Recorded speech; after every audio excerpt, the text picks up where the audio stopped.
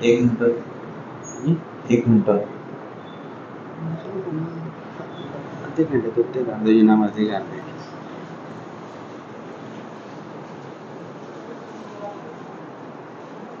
ٹھیک ہے بھائی. گفتگو کے آغاز سے پہلے میں آپ سے ایک دو بات کرنا چاہوں گا.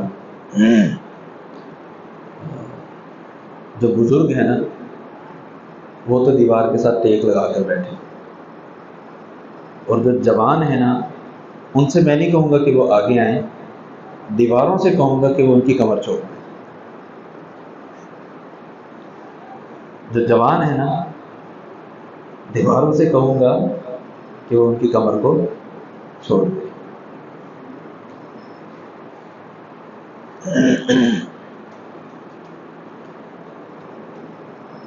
آج انشاءاللہ ہم سورہ بنی اسرائیل سے 2 رکوع ان میں جو اللہ تعالیٰ نے ہمیں ہدایات دی ہیں وہ ہم انشاءاللہ اس مجلس میں ایک دوسرے کے ساتھ بیٹھ کر سیکھنے سکھانے کے انداز میں پڑھیں گے. میرے ساتھ رہیے گا، سب میرے ساتھ رہیں گے. تھوڑا قریب آ جائیں، قریب آ جائیں.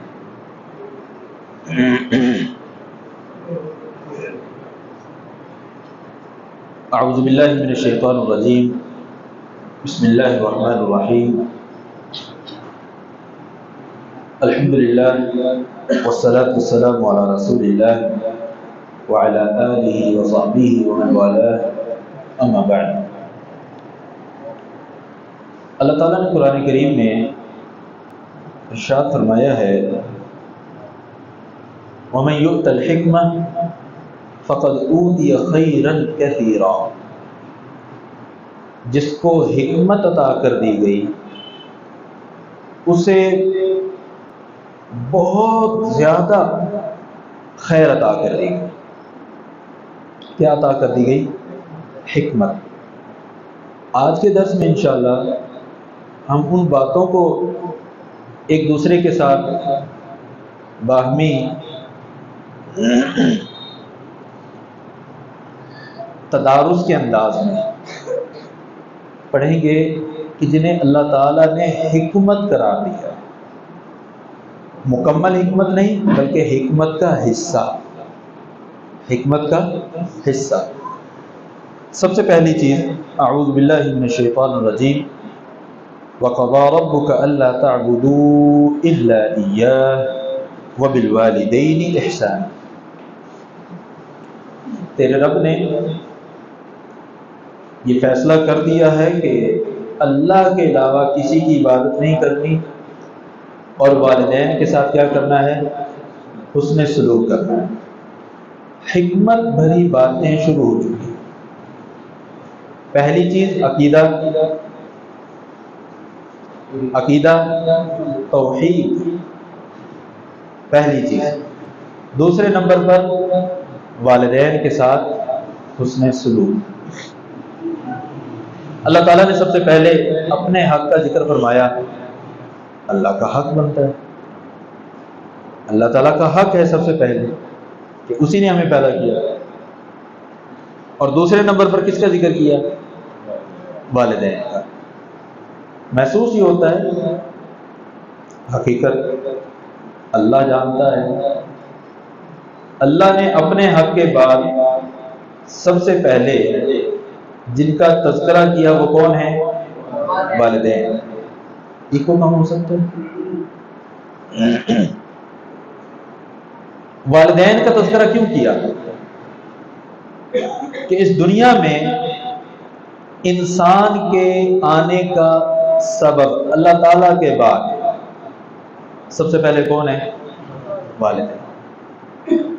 لہذا اللہ تعالیٰ کے حق کے بعد سب سے پہلے کس کا حق؟ والدین کا.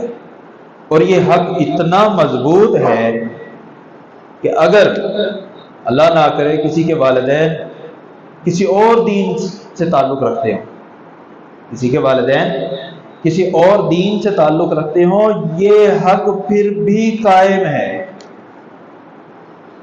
پھر بھی قائم ہے. اس کی طرف اشارہ سورہ لقمان میں کیا. وَإِن جَاهَدَاكَ عَلَىٰ أَن تُشْرِكَ بِي مَا لَيْسَ لَكَ بِهِ عِلْمٌ فَلَا تُطِعْهُمَا. والدین صرف مشرک نہیں، والدین اولاد کو شرک پر مجبور کر رہے ہیں، شرک کرنے پر مجبور کر رہے ہیں. قرآن نے کیا کہا؟ فَلَا تُطِعْهُمَا، ان کی اطاعت نہیں کرنی. تو کیا ان کو مارنا ہے، بد اخلاق ہونا ہے، بدتمیزی کرنی ہے، گھٹیا انداز سے ان کو جواب دینا ہے؟ نہ. ساتھ ہی فرمایا وَصَاحِبْهُمَا فِي الدُّنْيَا مَعْرُوفًا. چاہے تمہیں شرک کا حکم دے رہے ہیں، بطور والدین ان کا حق برقرار ہے، ہم ان کے ساتھ بدسلوکی نہیں کر سکتے. وَصَاحِبْهُمَا فِي الدُّنْيَا مَعْرُوفًا، والدین کے ساتھ حسن سلوک رہے گا، چاہے وہ شرک پر مجبور کریں. معاشرہ خود مشرک نہیں ہے بلکہ آپ کو بھی شرک پر مجبور کرتے ہیں. والدین کے ساتھ حسن سلوک بدستور جاری رہے گا، اس میں کسی قسم کی کمی نہیں آئے گی. پھر اللہ تعالیٰ نے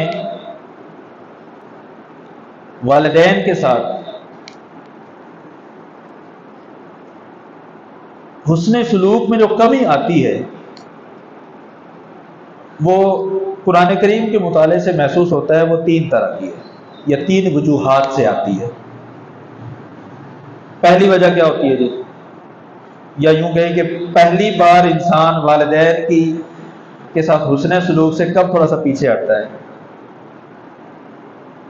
تجربہ کار لوگ بیٹھے ہیں ماشاءاللہ، 2 طرفہ، مطلب چھوٹے ہونے کی زندگی بھی گزار چکے ہیں اور اب باپ والدین کے درجے پر بھی ہے کہ ان کی اولاد بھی اس درجے پر ہے کہ ان کے ساتھ حسن سلوک بھی کرتی ہے. دوسرے کا میں ذکر نہیں کرتا. پہلی وجہ کیا ہو سکتی ہے؟ جب انسان کی محبت تقسیم ہو جائے. تقسیم کب ہوتی ہے جی؟ ہاں چلیں ٹریک پر چڑھ گئے اب آپ آہستہ آہستہ. پہلی وجہ کیا ہوتی ہے؟ جب شادی ہو جائے. اللہ تعالیٰ نے اس چیز کا تذکرہ سورہ نساء میں کیا، آیت نمبر 35 میں، 35 یا 36 ہے. اور یہ وہ رکوع ہے جس رکوع میں اللہ تعالیٰ نے وہ الفاظ ذکر کیے ہیں جو آپ سب کو یاد ہے. الرجال، پورا کریں جی، آوازیں آ گئی ماشاءاللہ. الرجال قوامون علی النساء، یہ 34 نمبر آیت ہے.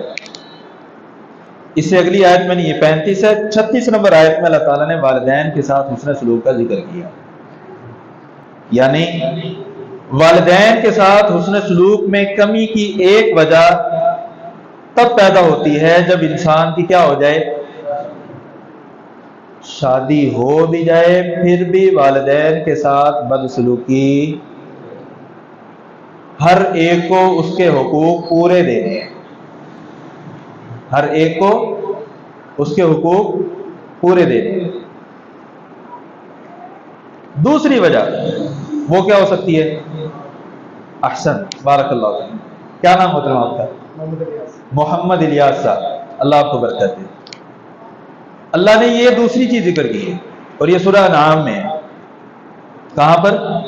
سورہ انعام میں، کہ والدین کے ساتھ بدسلوکی تب بھی نہیں کرنی جب تمہاری کیا ہو جائے؟ اولاد ہو جائے. تیسری وجہ کیا ہو سکتی ہے جو یہاں ذکر ہوئی ہے سورہ بنی اسرائیل میں؟ جب والدین کیا ہو جائیں؟ بوڑھے ہو جائیں. جب بڑھاپا آ جاتا ہے تو انسان کے اندر وہ صلاحیتیں نہیں رہتی جو جوانی میں ہوتی ہیں. اولاد کیا ہے اس وقت جب والدین بوڑھے ہیں؟ اولاد جوان ہے، والدین بوڑھے ہیں. ایج فیکٹر بڑا مؤثر ہو رہا ہے. اولاد ابھی بچی جوان نہیں ہے، والدین بھی جوان ہوتے ہیں. ادھر بڑی اولاد جو ہے، بڑا بیٹا یا بیٹی 20 سال کا 18 سال کا، تو والد 40 سال کا ہے، 45 کا ہے، 50 کا ہے، ایج فیکٹر زیادہ نہیں ہے۔ ادھر سے والد صاحب 55 پلس ہوتے ہیں، ادھر سے اولاد بھی 25-30 کے آس پاس ہوتی ہے، ادھر 60 کو پہنچتے ہیں، یہ 35-40، 35 کڑی الجوانی۔ اب وہ ایج فیکٹر اثر انداز ہوتا ہے۔ عمر بڑی ہونے کی وجہ سے والدین کی اولاد کے ساتھ مفاہمت نہیں رہتی۔ اللہ تعالیٰ نے شادی ہونے کے بعد یا اولاد کے بعد منع کر دیا، بلکہ حکم دیا کہ والدین کے ساتھ حسن سلوک کرنا ہے۔ یہاں فرمایا اما یبلغن عندک الکبر احدہما، آپ کی زندگی میں دونوں میں سے کوئی ایک بڑھاپے کو پہنچ جائے۔ کیا مطلب؟ دوسرا کیا ہے پھر؟ یا فوت ہو چکا ہے یا جوان ہے۔ دونوں میں سے ایک بوڑھا ہو چکا ہے یا جوان ہے، فوت ہو چکے یا جوان ہے۔ آپ پریشان ہو رہے ہیں، جوان ہے جی، غلطی ہے ہماری۔ بسا اوقات اللہ تعالیٰ سب کے والدین کو اپنی زبان میں رکھے، ایمان اور صحت والی لمبی زندگی عطا کرے۔ ہر ایک نے جانا ہے، ہر ایک نے جانا ہے۔ جب جانا ہے، اگر والد صاحب آپ کے اکیلے رہ گئے ہیں اور آپ جانتے بھی ہیں کہ والد صاحب ہمارے ماشاءاللہ، اور بلکہ بعض والد یہ اظہار بھی کر دیتے ہیں میں اکیلا رہ گیا ہوں، اور کچھ لوگ پھر ان کے جانے کے بعد افسوس کرتے ہیں یار ہمارا والد کہتا گزر گیا۔ اما یبلغن عندک الکبر احدہما، دونوں میں سے کوئی ایک بڑھاپے کو پہنچ جائے، او کلاہما، یا دونوں بوڑھے ہوں، والد بھی اور والدہ بھی، یعنی عمر کے زیادہ ہونے کی وجہ سے اولاد اور والدین کے درمیان مفاہمت کے امکانات کم ہیں۔ پھر فلا تقل لہما اف، سب سے پہلے تم نے کیا نہیں کہنا؟ اف نہیں کہنا۔ کیا نہیں کہنا؟ تو کہہ سکتا تھا، اور نوجوان نسل ایسی ہے، سوال ایسے ہی کرتی ہے، اچھا اف نہیں کہنا تو پھر لا کے اچبڑا دیے، یعنی بےزتی کر دیں، اف نہ کہیں۔ اللہ نے فرمایا وَلَا تَنْهَرْهُمَا، انہیں ڈانٹنا بھی نہیں ہے، ان کے ساتھ سختی کے ساتھ بات نہیں کرنی۔ تو کہنے والا کہہ سکتا تھا اچھا نہ اف کہنا ہے نہ ڈانٹنا ہے، پھر ٹھیک ہے چپ ہی کر جاتے ہیں، والدین کے پاس جا کر بیٹھ جائیں۔ اور کس عمر میں ہیں؟ والدین بڑھاپے میں ہیں، دونوں جا کے چپ لاؤ۔ اللہ نے فرمایا نہیں، یہ بھی غلط۔ وَقُلْ لَهُمَا قَوْلًا كَرِيمًا، بات بھی کرنی ہے، نہ اف کہنا ہے نہ ڈانٹنا ہے نہ چپ رہنا ہے۔ پھر کیا چیز بچی؟ بات کرنی ہے، کیسے؟ وَقُلْ لَهُمَا قَوْلًا كَرِيمًا، ان سے بات کرنی ہے تو اچھے انداز سے کرنی ہے، حسن ادب کے ساتھ کرنی ہے، اس انداز سے کرنی ہے کہ ان کو برا نہ لگے۔ کیوں؟ والدین جب بوڑھے ہو جاتے ہیں وہ اپنی باتیں شیئر کرنا چاہتے ہیں، ایک ایک بات کو آپ 100 دفعہ بھی سنیں گے، سنیں، یہ نہیں کہ چپ کر کے بیٹھے رہیں اچھا جی، نہیں تو پھر وہ بھی بتائے نا وہ کیسے ہوا تھا۔ طبیعت خراب ہو والدین کی، آپ ان سے باتیں کریں، طبیعت فریش ہو جائے گی، والدین کی طبیعت فریش ہو جائے گی۔ آپ غور سے بات سنیں، بات کریں ان کے ساتھ، چاہے آپ نے بات بار بار سنی ہے، وہ ایج فیکٹر کی وجہ سے وہ نوجوان نسل کہتی ہے امی یہ آپ نے بات 15 دفعہ سنائی ہے مجھے، یہ بتائیے یہ قول کریم ہے؟ یہ قول کریم نہیں ہے۔ آپ ان کی ہیلپ کریں، نہیں نہیں امی وہ اس میں وہ ایک چیز وہ رہ گئی، وہ بھی ہے، توجہ سے سنیں۔ اور جب آپ توجہ سے بات سنیں گے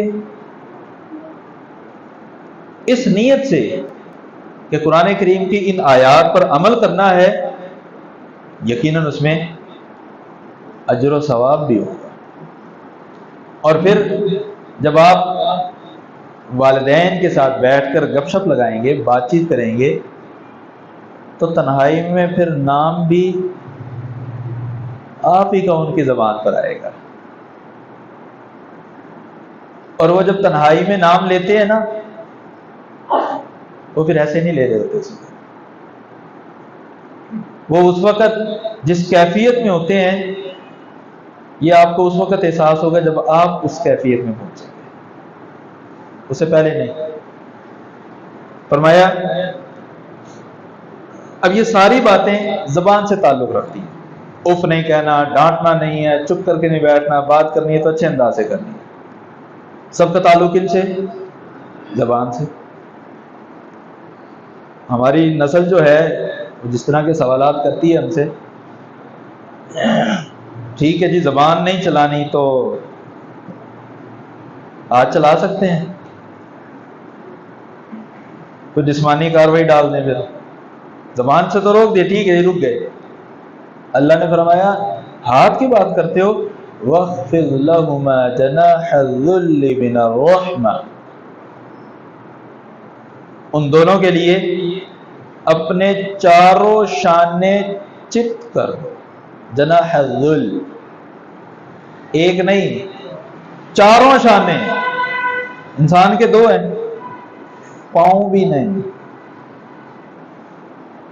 جناح الذل من الرحمہ، ان کے سامنے چاروں شانے چت کر دو، کس لیے؟ من الرحمہ، ان پر رحمت کرتے ہوئے، ان پر ترس کھاتے ہوئے، ان کے ساتھ شفقت سے پیش آتے ہوئے، ان کے ساتھ مہربانی کرتے ہوئے، ان کی ساری ضروریات کو پورا کرتے ہوئے۔ وَاخْفِضْ لَهُمَا جَنَاحَ الذُّلِّ مِنَ الرَّحْمَةِ، اور وَقُلْ رَبِّ ارْحَمْهُمَا كَمَا رَبَّيَانِي صَغِيرًا، اے اللہ رب ارحمہما، اللہ ان دونوں پر ایسے رحم فرما جیسے ان دونوں نے مجھ پر بچپن میں رحم کیا تھا، جوانی میں نہیں، لڑکپن میں نہیں، نوجوانی میں نہیں، شادی کے بعد یا شادی سے پہلے نہیں، کون سا وقت؟ بچپن۔ کما ربیانی صغیرا، وہ ابتدائی کیفیت کیا تھی؟ بچے کو کچھ بھی ضرورت ہے تو بچہ کیا کرتا ہے؟ صرف روتا ہے، رونے کے علاوہ اسے کچھ نہیں آتا۔ سونا ہے تو پیپر چینج کروانا ہے، رونا ہے، دودھ پینا ہے، پانی پینا ہے، رونا ہے، کھیلنا ہے، رونا ہے، گود میں آنا ہے، رونا ہے، باتیں کرنی ہے، رونا ہے، بیٹھنا ہے، لیٹنا نہیں ہے، رونا ہے۔ یہ ہر رونے کو ڈی کوڈ کون کرتا ہے کہ اب رونے کا مطلب کیا ہے، اب کیا ہے، اب کیا ہے، اب کیا ہے؟ کون کرتا ہے؟ ماں کرتی ہے۔ چھینک آ گئی فوری، بچے کو سردی لگ رہی ہے، ہونٹ نیلے ہو رہے ہیں، ہاتھ ٹھنڈے ہو رہے ہیں، سردی لگ رہی ہے، پوٹی کا رنگ چینج ہے، پیشاب کا رنگ چینج ہے،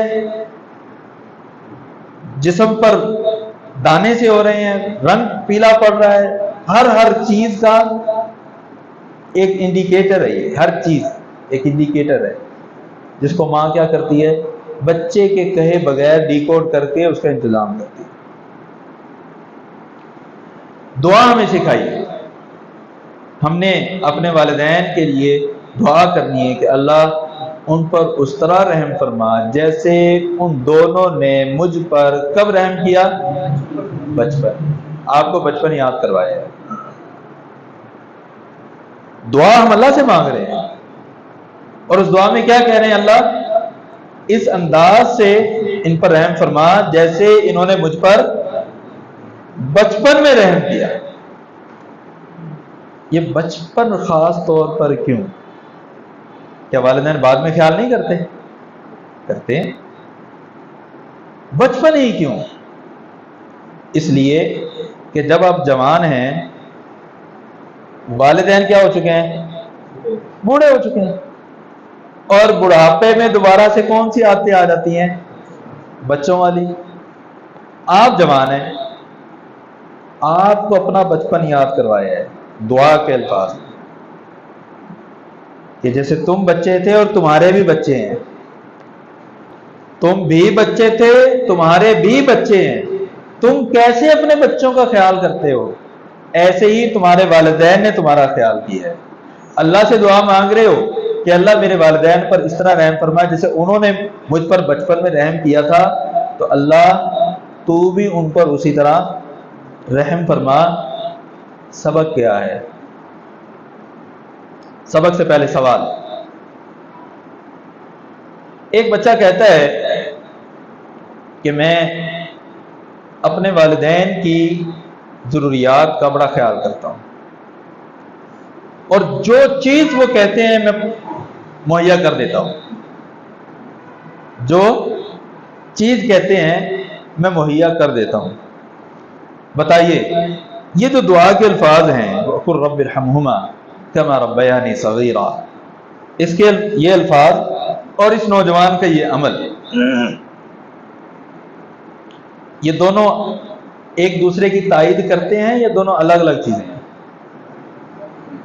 جی کچھ کہیں گے الگ الگ، کچھ کہیں گے ایک ہی، یہ روٹین کی چیز ہے یہ۔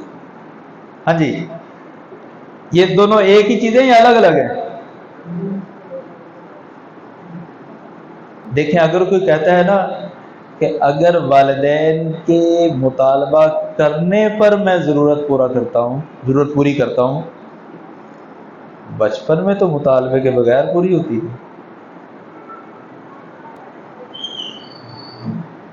بچپن میں تو مطالبے کے بغیر پوری ہوتی تھی، والدین پہلے سے تیار کر کے رکھتے تھے، عید آ رہی ہے بچوں کی چیزیں لینی ہے، لی ہے نا آپ سب لوگوں نے بچوں کے کہے بغیر؟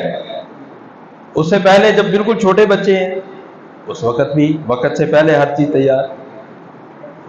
تو والدین کے ساتھ حسن سلوک کی کامل شکل کیا ہوگی؟ یہاں والدین کی ضرورت کا آپ کو اسی طرح پتا ہو جیسے والدین کو آپ کے بچپن میں آپ کی ضرورت کا پتا تھا، پھر کامل شکل ہوگی والدین کے ساتھ حسن سلوک کی۔ یہ کہنا کہ والدین جو کہتے ہیں میں پوری کر دیتا ہوں، نہیں، حسن سلوک ہے لیکن اس معیار کا نہیں ہے جس معیار کا ہونا چاہیے، جس معیار کا ہونا چاہیے وہ معیار نہیں ہے۔ اچھا آگے چلتے ہیں، ایک فیکٹر اور زیادہ بڑھ گیا ہے، والدین اور بوڑھے ہو گئے۔ کبھی کبھی ایسی باتیں ہو جاتی ہیں، آپ نے کوئی کام بڑے اچھے سے کیا، اچھی نیت، لیکن اس کو دیکھنے والے نے ایک دوسرے زاویے سے دیکھا، جو آپ کا اچھا کام تھا وہ کیا پڑ گیا؟ آپ پر الٹ پڑ گیا۔ کئی بار ایسے ہوتا ہے، انسان جوانی میں اچھا کام اچھی نیت سے نہیں کرتا، اچھا کام اچھا ہے لیکن نیت اچھی نہیں ہے، اللہ تعالیٰ نے اس کا بھی حل فرمایا. ساتھ ہی فرمایا تیسری آیت میں ربکم اعلم بما فی نفوسکم، اللہ تعالیٰ کو تمہارے دل کے بھیدوں کا پتہ ہے، کون اچھا کام اچھی نیت سے کر رہا ہے اور کون اچھا کام غلط نیت سے کر رہا ہے. ربکم اعلم بما فی نفوسکم، اللہ تعالیٰ کو پتہ ہے. لہذا کبھی والدین کے ساتھ حسن سلوک کرتے ہوئے اچھا کام غلط نیت سے نہیں کرنا.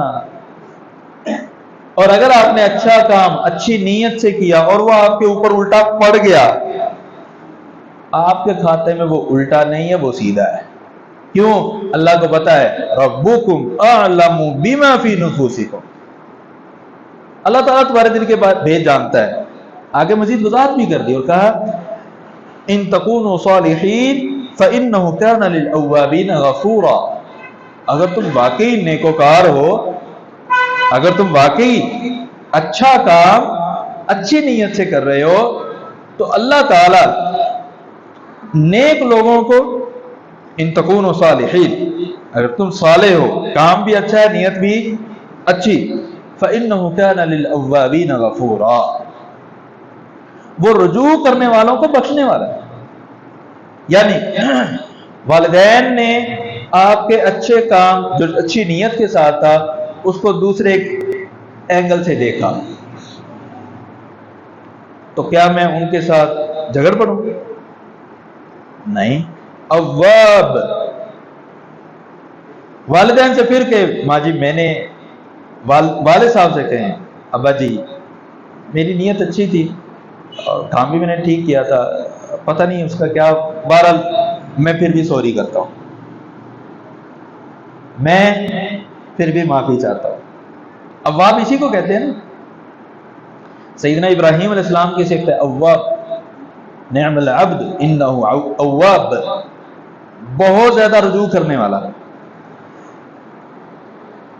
والدین کے ساتھ حسن سلوک کرنا ہے تو ان ساری چیزوں کو مد نظر رکھ کر پھر کہا وآت ذی القربى، قریبی رشتہ داروں کو تحائف دو، قریبی رشتہ داروں کو گفٹ دو، بلکہ اس سے پہلے قریبی رشتہ داروں کو ان کی وراثت کا حق پورا دو. وآت ذی القربى حقہ، بہنوں کا حصہ ہے، نہیں دیا تاخیر مت کرو. اپنا لے لیا ہے تو جس طرح خود لیا ہے اپنی بہن کو بھی دو. نہیں کچھ کر سکتے کم از کم یہ تو کر سکتے ہیں نا، جو حصہ میرے پاس آیا زیادہ وہ میں بہنوں میں تقسیم کر دوں. ایک باقی بھائیوں کا حساب کا میرے ذمہ نہیں ہے، میں وہ حصہ اٹھا کر بہنوں کو دوں. 2 بہنیں 3 بہنیں 4 بہنیں ان میں ایکول تقسیم کر دوں. یہ میرا حق نہیں ہے بہن، یہ آپ کا ہے. ہم بڑے حاجی نوازی بن کر کہتے جی بہن نے معاف کر دیا تھا. کبھی بھائی کیوں نہیں معاف کرتا؟ کبھی بھائی کیوں نہیں معاف کرتا؟ ہمیشہ بہن ہی کیوں معاف کرتی ہے؟ وہ کہتے جی بہن کی شادی کروا دی تھی، تمہاری جیسے سیل لگی ہوئی تھی، لنڈے سے ہوئی تھی تمہاری شادی، اس پہ خرچہ نہیں ہوا تھا. اگر ادھر خرچہ ہوا تھا تو ادھر بھی خرچہ ہوا. اگر شادی کرنے کی وجہ سے وہ وراثت جا رہی ہے تو تمہاری شادی کرنے کی وجہ سے وراثت کیوں نہیں جا رہی؟ وآت ذی القربى حقہ والمسکین، مساکین کو. مسکین کس کو کہتے ہیں؟ جس کا ذریعہ آمدن ہو لیکن جائز اخراجات اس کے زیادہ ہوں. ذریعہ آمدن ہے لیکن جائز اخراجات اس کے زیادہ ہیں، ایسے شخص کا خیال رکھے. وابن السبیل، مسافروں کا خیال رکھے. اور ہمارے معاشرے میں مسافروں کو زیادہ لوٹا جاتا ہے. اڈے پر جو چیز 50 کی مل رہی ہوگی باہر مارکیٹ میں آپ کو 30-40 کی مل جائے گی اور 1 نمبر ہوگی. اڈے پہ ملے گی تو 2 نمبر ملے گی. ریلوے اسٹیشن پر چلے جائیں، جو چیز آپ کو ریلوے اسٹیشن سے باہر تک شاپ پر 100 روپے کی مل رہی ہے وہی چیز ریلوے اسٹیشن پر 150 کی مل رہی ہے۔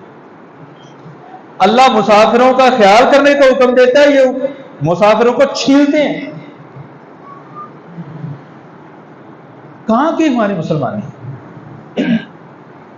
وابن السبیل ولا تبذر تبذیرا، فضول خرچی نہیں کرنی،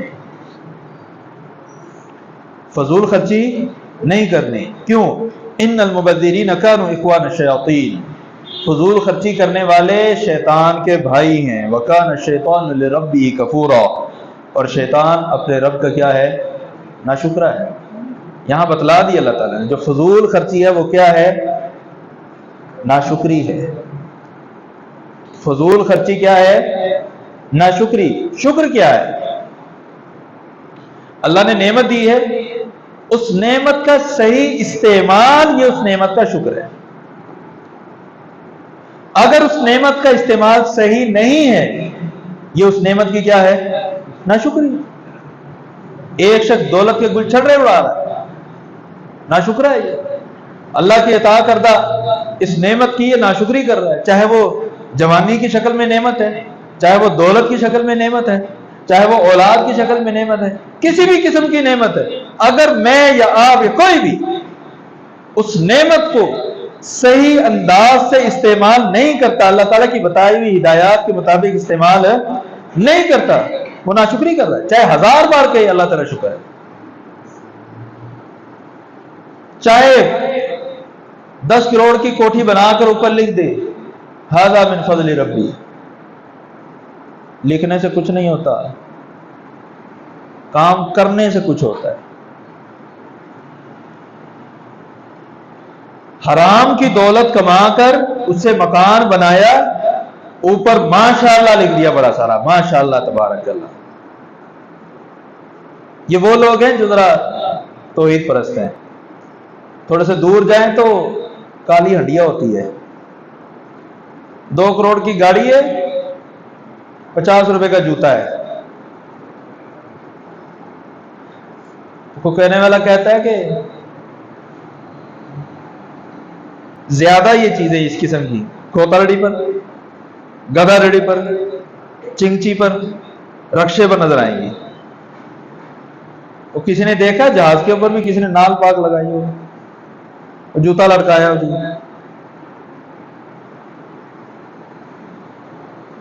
ان المبذرین کانوا اخوان الشیاطین وکان الشیطان لربہ کفورا، شیطان اپنے رب کا کیا ہے؟ ناشکرا ہے۔ یہاں ایک اور چیز بھی بتلائی، ان المبذرین کانوا اخوان الشیاطین، فضول خرچی جو ہے، فضول خرچی کرنے والے شیطان کے بھائی ہیں۔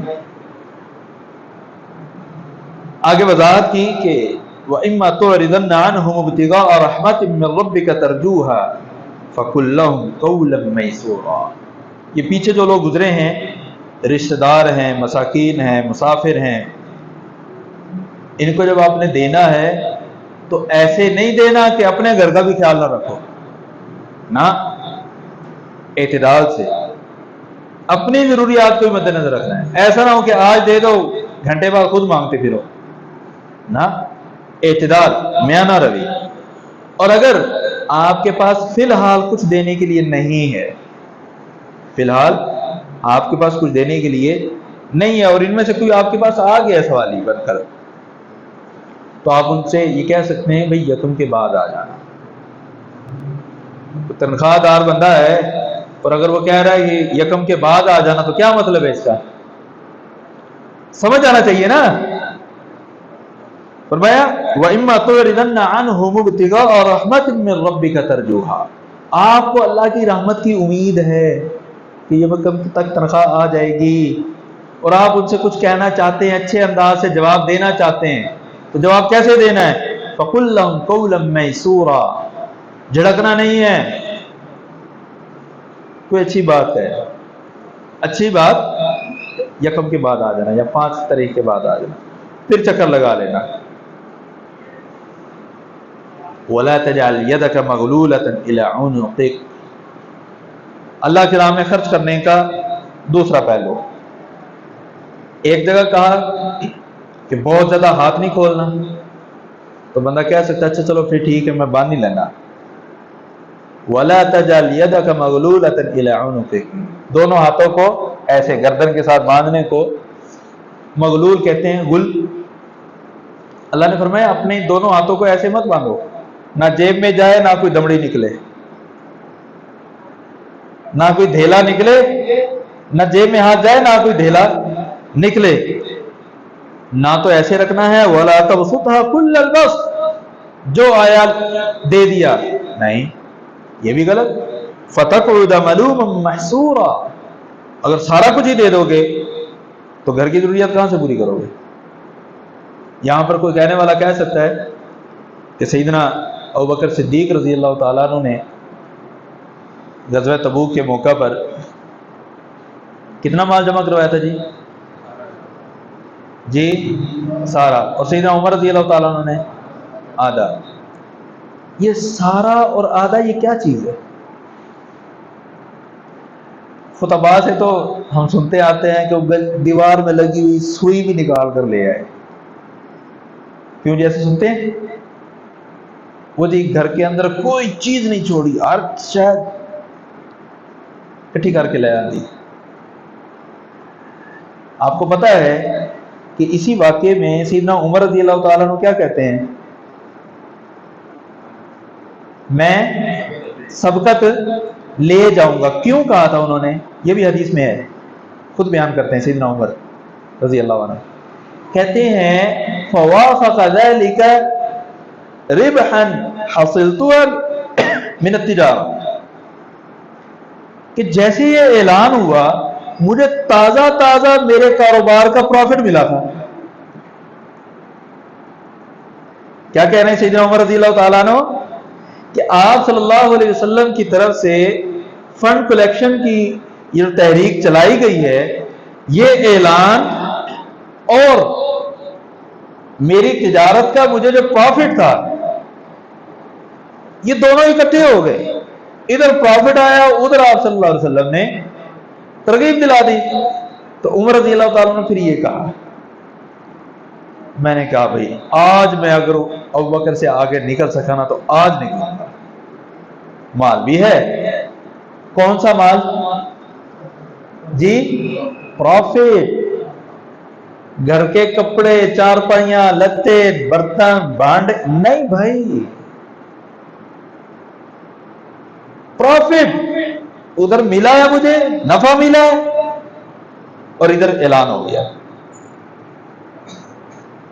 سیدنا ابوبکر صدیق رضی اللہ تعالیٰ عنہ نے کیا کیا؟ اپنا سارا کیا چیز؟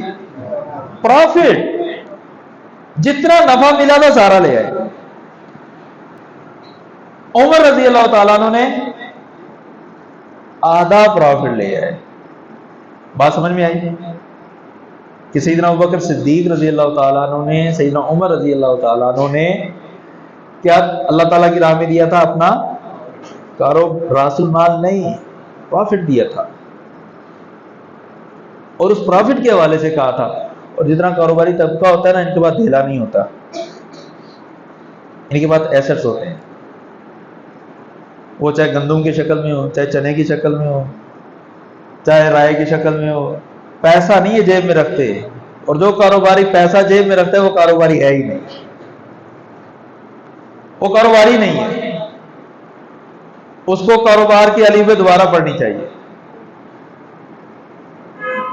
تو جس شخص کے پاس روپیہ پیسہ ہو ہی نہ، پروفٹ آیا آدھا دے دیا. ابوبکر صدیق رضی اللہ تعالیٰ عنہ کے پاس پروفٹ آیا تو سارا دے دیا. یہ سارا کیوں دیا؟ سارا کیوں دیا؟ کہ یہ جو پروفٹ آیا یہ گیا ہے نا، اس کے بعد جو آنا وہ تو نہیں نا. ابھی اس کے بعد جو آنا ہے وہ تو آنا ہے ابھی. اور اس میں یہ مت سمجھیے گا کہ سیدنا ابوبکر صدیق رضی اللہ تعالیٰ عنہ، یہ سیدنا عمر رضی اللہ تعالیٰ عنہ کی شان میں کوئی کمی کرنا مقصود ہے. نعوذ باللہ والعیاذ باللہ، ایسا قطعاً مقصود نہیں. مقصد اس واقعے کی حقیقت آپ کے سامنے رکھنا ہے کہ اصل حقیقت کیا ہے.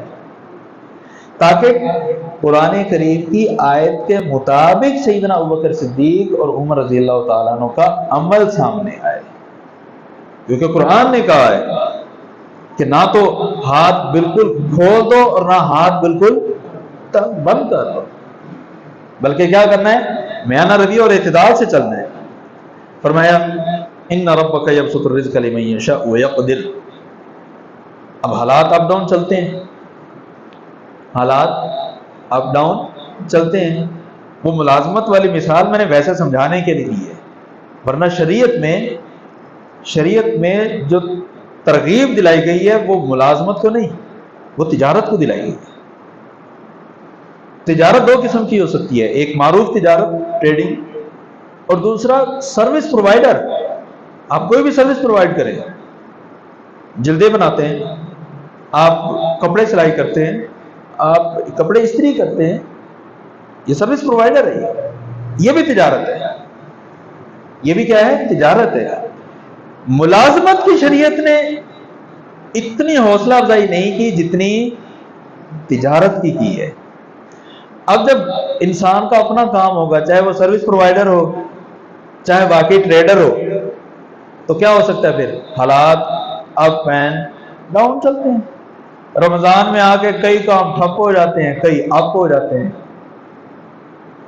کئی ٹھپ اور کئی اپ. رمضان کے بعد پھر الٹ ہو جاتا ہے، وہ جو اپ ہوئے تو وہ ٹھپ، جو ٹھپ ہوئے تو وہ اپ. ان ربک یبسط الرزق لمن یشاء. تیرا رب جس کے لیے چاہتا ہے رزق وافر کر دیتا ہے، جس کے لیے چاہتا ہے محدود کر دیتا ہے. اور دیکھیے اللہ کی شان، کاروبار جتنا اب ٹھپ ہو جائے، جتنا بھی ہو جائے، ماہ رمضان میں سب لوگ ماشاءاللہ سے اللہ کی نعمتوں کا لطف اٹھاتے ہیں، اللہ کی نعمتوں کا لطف اٹھاتے ہیں. اور بچے تو خاص طور پر یاد کرتے ہیں، میٹھا پانی بنا کے رہے گا.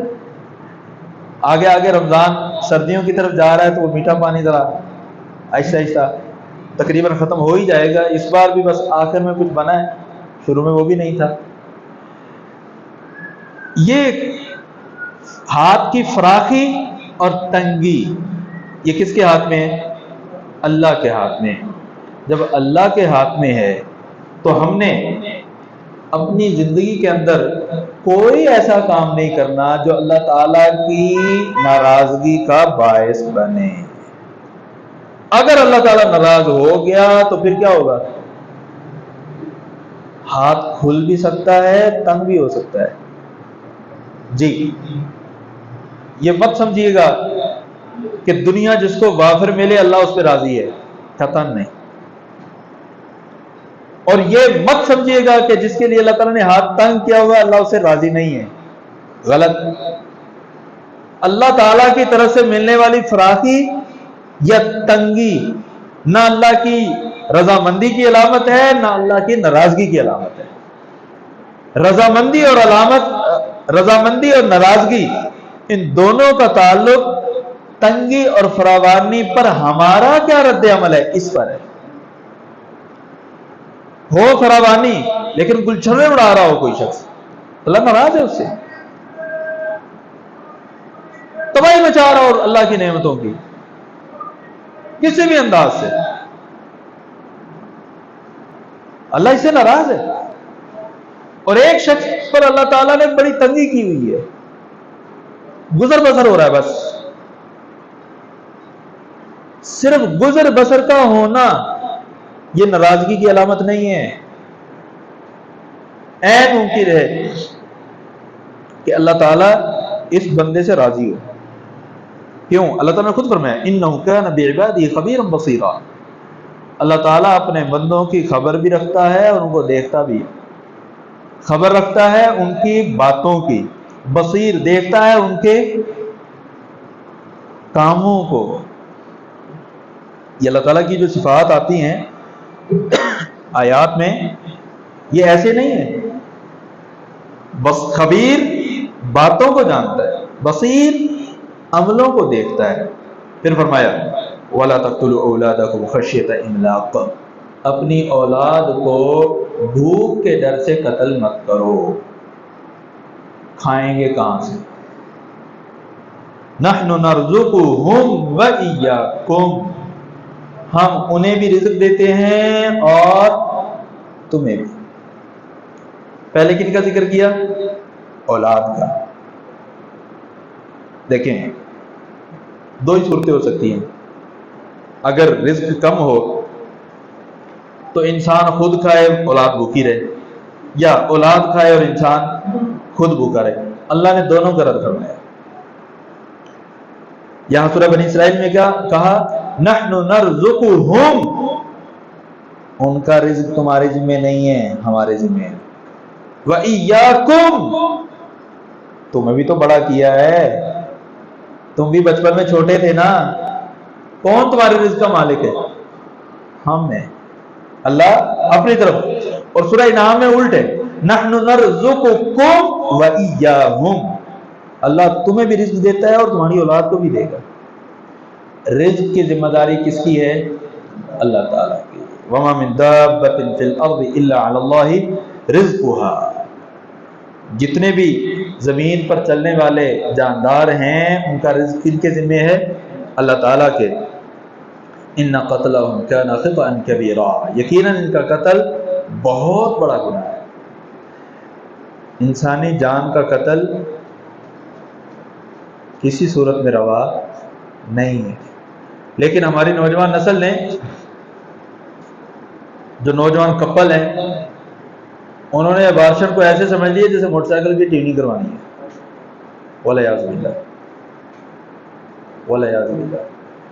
پھر یہی لوگ ہوتے ہیں کبھی اس کے پیچھے کبھی اس کے پیچھے، جی اولاد نہیں ہو رہی۔ اللہ تعالیٰ کے نظام کے ساتھ جب چھیڑ چھاڑ ہوتی ہے نا، وہ چھیڑ چھاڑ کبھی خیر کا باعث نہیں ہو سکتی، کبھی خیر کا باعث نہیں۔ پھر فرمایا وَلَا تَقْرَبُوا الزِّنَا، زنا کے قریب بھی مت جاؤ۔ یہ بہت بڑی بے حیائی اور برا راستہ ہے، چاہے وہ زنا کانوں کا ہو، چاہے وہ زنا آنکھوں کا ہو، چاہے وہ قدموں کا ہو، چاہے وہ ہاتھوں کا ہو، چاہے وہ شرمگاہ کا ہو۔ اللہ تعالیٰ نے جن جانوں کو معصوم بنایا ان کو قتل نہیں کرنا، لیکن یہاں بھاڑے کے قاتل اتنے سستے ملتے ہیں، الامان والحفیظ۔ اللہ تعالیٰ نے پھر فرمایا وَلَا تَقْرَبُوا مَالَ الْيَتِيمِ، یتیم کا مال ہڑپ مت کرو، یتیم کے مال کے قریب بھی مت جاؤ۔ اگر یتیم کے مال کو تم نے ہاتھ لگانا بھی ہے تو کس انداز سے؟ الا باللتی ہی احسن، حسن نہیں فرمایا، اچھا طریقہ نہیں، سب سے اچھا طریقہ۔ آپ کے پاس 10 آپشن ہیں، یتیم آپ کی زیر کفالت ہے، 10 آپشن ہیں، ان 10 آپشن میں سے وہ سلیکٹ کرنا ہے جو سب سے اچھا ہو۔ کس کے لیے؟ اپنے لیے، یتیم کے لیے؟ یتیم کے لیے۔ اور جو یتیم کے لیے اچھا ہوگا وہ یقیناً میرے لیے بھی اچھا ہوگا، کیونکہ یہ اجر اللہ تعالیٰ نے سے ہم نے لینا ہے۔ فرمایا وَأَوْفُوا بِالْعَهْدِ، اپنے وعدوں کو کیا کرو؟ پورا کرو۔ إِنَّ الْعَهْدَ كَانَ مَسْئُولًا، معاہدوں کے متعلق پوچھا جائے گا۔ یہاں کہہ دیتے ہیں اور رات گئی بات گئی، ان العہد کان مسئولا، معاہدوں کے متعلق پوچھا جائے گا، یہ تم نے وعدہ کیا تھا، اگر تمہیں منظور نہیں تھا تو تسلیم کیوں کیا؟ اگر منظور تھا اور وہ شریعت کے دائرے میں بھی ہے تو پورا کیوں نہیں کیا؟ وَأَوْفُوا الْكَيْلَ، ماپو تو پورا ماپو، یہ نہیں 1000 ml ماپنے کی بجائے 990 ml پیٹرول، 1000 ml یعنی 1 لیٹر ماپنے کی بجائے 990 ml۔ وَزِنُوا بِالْقِسْطَاسِ الْمُسْتَقِيمِ، باٹ تمہارے ہوں تو پورے وزن کے ہوں، پورے وزن کے، ایسا نہ ہو لکھا تو 1 کلو ہے لیکن خود اس کا وزن 950 گرام ہے۔ وزنوا بالقسطاس المستقیم ذلک خیر واحسن تأویلا. تم پورا دو گے نا لوگوں کو، یہ تمہارے لیے بہتر بھی ہے اور اس کا انجام بھی اچھا ہے. ایک آدمی کو پتہ چل گیا نا کہ اس کا وزن کم ہے، وہ 10 آدمیوں کو جا کر کہے گا، اور یہ یقیناً بہت بڑی ناکامی کے ساتھ ساتھ بے عزتی بھی ہے. اور پھر فرمایا وَلَا تَقْفُ مَا لَيْسَ لَكَ بِهِ عِلْمٌ، جن باتوں کے متعلق آپ کو پوری معلومات نہیں ہیں ان کے پیچھے مت چلیں، ان کے پیچھے مت چلیں. کیوں؟ ان السمع والبصر والفؤاد كل اولئک کان عنہ مسئولا. ایسی باتوں کے پیچھے نہیں چلنا جس کے متعلق پوری معلومات نہیں ہیں. ہم میں سے کتنے لوگ ایسے جو اس وقت تو نہیں، جب مجلس میں بیٹھتے ہیں تو ملکی سطح کے سیاسی مبصر ہوتے ہیں، بلکہ ملکی چھوڑے انٹرنیشنل لیول کے ایسے تبصرے کر رہے ہوتے ہیں جیسے ہماری قانون ساز اسمبلی نے مشورہ ان سے کر کے قانون بنانا ہے. وَلَا تَقْفُ مَا لَيْسَ لَكَ بِهِ عِلْمٌ، جن باتوں کا نہیں پتہ اس میں ہم دخل اندازی نہ کریں. ایک مفہوم. دوسرا مفہوم، جس شخص کا جو تخصص ہے، جو اسپیشلائزیشن ہے اس کی، اسے باہر نہ نکلے. انجینئر ہے تو وہ انجینئرنگ کی بات کرے، وہ دین کے مسائل پر فتوے نہ جاڑے. کوئی M B B S doctor ہے، کوئی M B B S doctor ہے تو وہ طبی معاملات پر گفتگو کرے، دینی مسائل پر نہیں. کوئی کیمسٹری کا، کوئی فزکس کا پروفیسر ہے تو اپنے شعبے کی بات کرے، کسی اور کے شعبے میں ٹانگ اڑانے کی ضرورت نہیں ہے. فَاسْأَلُوا أَهْلَ الذِّكْرِ إِن كُنتُمْ لَا تَعْلَمُونَ، نہیں پتا تو ان سے پوچھو جو جس شعبے کے ماہرین ہیں. فرمایا سماعت اور بصارت اور دل، ان سب کے بارے میں پوچھا جائے گا. امام ابن قیم رحمۃ اللہ علیہ کہتے ہیں اللہ تعالیٰ نے یہاں سماعت اور بصارت دو چیزوں کا ذکر کیا اور بعد میں کہا دل، اس لیے اس دل تک جانے والے راستے صرف دو ہیں. کون کون سے؟ یہ سماعت اور بصارت.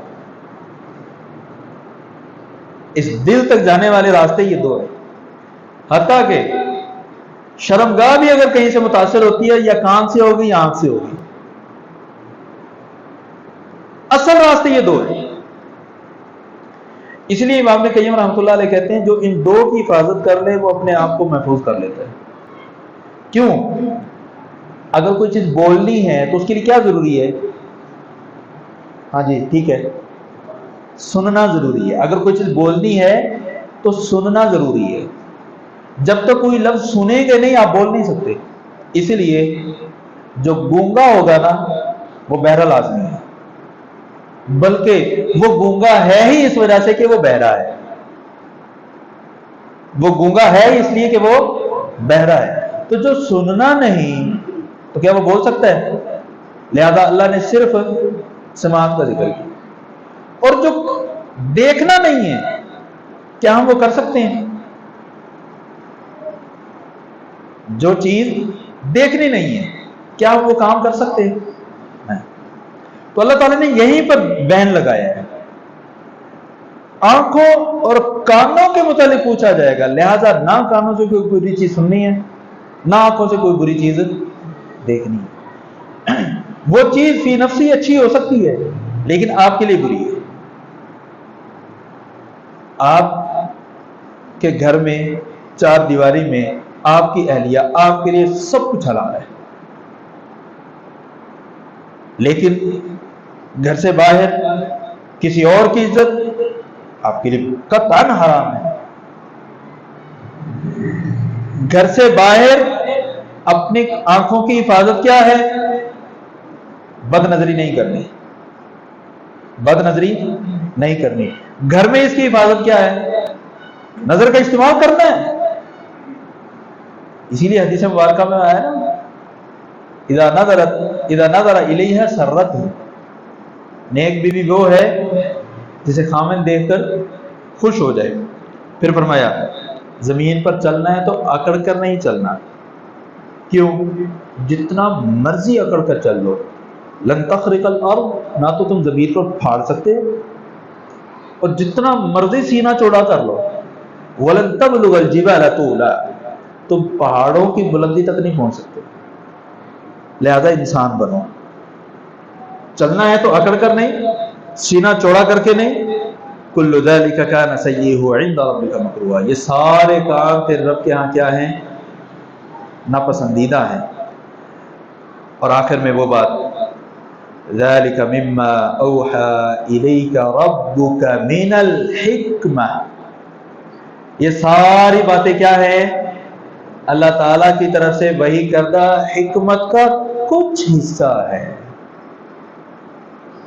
اور جس کو یہ حکمت مل گئی فقد اوتی خیرا کثیرا، اس کو اللہ تعالیٰ کی طرف سے بڑی خیر عطا کر دی گئی.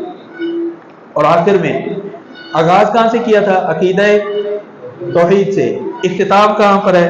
عقیدہ توحید. ولا تجعل مع اللہ الہا آخر فتلقى فی جہنم ملوما مدحورا، اللہ تعالیٰ کے ساتھ کسی اور کو الہ نہیں بنانا. اگر بناؤ گے تو زمین میں جہنم میں دھتکار کر پھینکے جاؤ گے. آغاز بھی عقیدہ توحید، انتہا بھی عقیدہ توحید. اور یہی انسان مسلمان کی زندگی ہے، آغاز سے لے کر انتہا تک عقیدہ توحید میں لت پت ہو، عقیدہ توحید میں جل تھل ہو. ایسا شخص کامیاب ہے.